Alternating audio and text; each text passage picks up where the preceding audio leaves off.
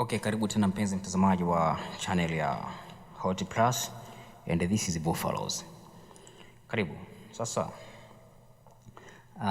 leo tutaangalia kwa wale ambao wanahitaji kujifunza muziki ama kujifunza chombo kupiga ala za muziki au vipi.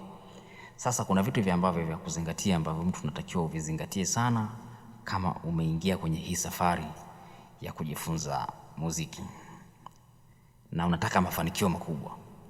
Cha kwanza kabisa, fedha. Cha pili, chombo cha kujifunzia kama vile kinanda, gitaa, zumari, saxofoni. Inategemea wewe unataka ujifunze aina gani ya chombo. Cha tatu, muda. Vitu vinahitaji muda hivi. Namba 4, mwalimu. Namba 5, eneo au nafasi. Sasa kwa nini fedha? Fedha ina uwezo wa kumanage chombo, kununua chombo. Ukiwa na fedha unaweza kupata muda wa kutosha kujifunza. Ukiwa na fedha unaweza ukawa na uwezo wa kumlipa mwalimu wako kufundisha, na ukiwa na fedha unaweza kumudu kupata eneo ama nafasi nzuri ambayo unaweza kujifunza mwenyewe kwa utulivu. Kwa nini namba 2 ni chombo? Tunategemea mtu ambaye anataka ajifunze muziki lazima awe na chombo cha kufanyia mazoezi na kufanyia vitendo, kwa sababu kuna muda utajifunza nadharia, sawa, lakini kuna muda tutataka ufanye mazoezi ya kile ambacho umejifunza. Sasa kama una chombo itakuwaje kwenye safari yako kujifunza? Kwa hiyo unaweza ukajikuta unaishia njiani kwa sababu tumekosa nini? Chombo. Kwa hiyo muhimu sana, tunategemea mwanafunzi awe na chombo ambacho kitamwezesha kufanyia mazoezi. Baadaye safari yako ya muziki basi itakuwa nzuri huko mbeleni. Kuna wengine ambao hawana, ila wanatafuta sehemu, labda kuna rafiki yake anacho chombo anaweza kaazima, lakini kama tunavyojua cha kuazima hakistiri matako. Utajikuta siku leo unakihitaji, mwenzako anakuambia na mimi nakitumia. Kwa hiyo ukiwa na cha kwako mwenyewe inapendeza zaidi.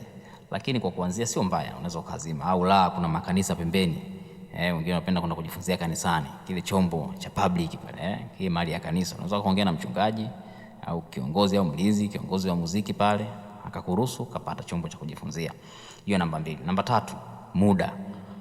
Kwa kweli kujifunza muziki kunahitaji muda. Kama una muda, aisee, muziki hautoelewa. Ndio maana kuna rafiki yangu fulani, yeye tulifikia kusema kwamba ukitaka kufahamu muziki kubali pia kupoteza muda.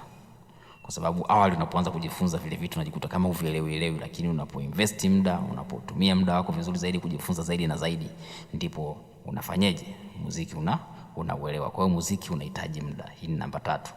Namba 4, mwalimu. Muziki bila mwalimu pia itakuwa ni changamoto kwako. Labda kama una energy ya kujifunza mwenyewe kwa kutumia tutorials mbalimbali na kadhalika, lakini ndio mwalimu wako atakuwa tutorials. Lakini ukiwa na mwalimu binafsi kama anakufundisha inapendeza vizuri zaidi. Kwa sababu lazima kuna mtu ambaye anakupa nini? Muongozo bwana. Tunaanzia hapa, tunafika hapa. Tunafika hapa, tutafanya hiki, tutafanya hiki. Kwa hiyo mwalimu ni muhimu sana sana kama umeingia katika safari ya kujifunza nini? Muziki. Namba 5 ni eneo au nafasi au sehemu. Kwa kweli kujifunza muziki kunataka utulivu. Sio umekaa sehemu mara leta hiki, fanya hiki, mbona huku hiki haijakaa sawa, mtoto anaumwa sijui hiki na hiki, mbona hiki, mbona leo hivi, homework nini? Hapana. Kujifunza muziki kunahitaji utulivu, unahitaji eneo zuri. Tafuta eneo lako zuri safi, jifunze vizuri muziki wako. Nadhani tumeelewana.